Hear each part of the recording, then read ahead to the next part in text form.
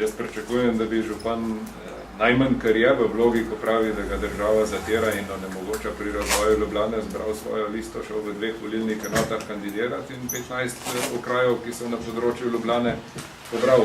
S 15 poslanci bi bil že hudo težka sila v državnem zboru. Tako da bo zanimivo gledati, koga misli podpreti. In kje vse se bodo našli člani njegove liste, v katerih strankah bodo iskali svoj prostor pod soncem v državnem zboru jesen. Tako da drugega vpliva pa jaz pravzaprav ne vidim.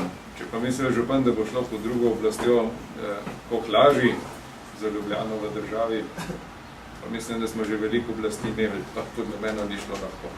Lahko razumemo, kot izziv župana ne kandidira? Ne, to je pričakovanje, ne? Sej ne njemu osebno. Jaz pričakujem, da bo zbral svojo listo in z njo kandidiral, ker očitno v konstelaciji obstoječih ne strank, ne političnih sistemov nima možnosti vplivati na to, da bi šlo Ljubljani koliko boljše. Je pa samo gotovo, da vse pelje skozi državni zbor. Torej, s tako večino, kot je ima v Ljubljani, 15 poslancev pripada. No, pa tudi nekaj bi jaz rekel, ne, jaz njega, se to samo že večkrat osebno tudi rekel, ne, jaz njega enostavno ne razumem.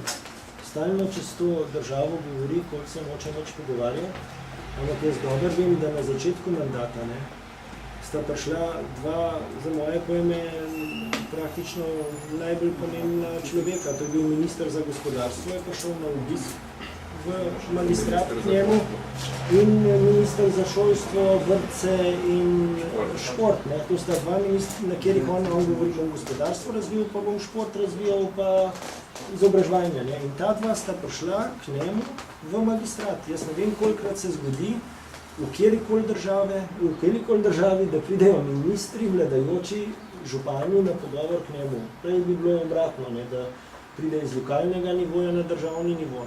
Ne, sta pa šla. Kaj je bilo naslednje? Ne?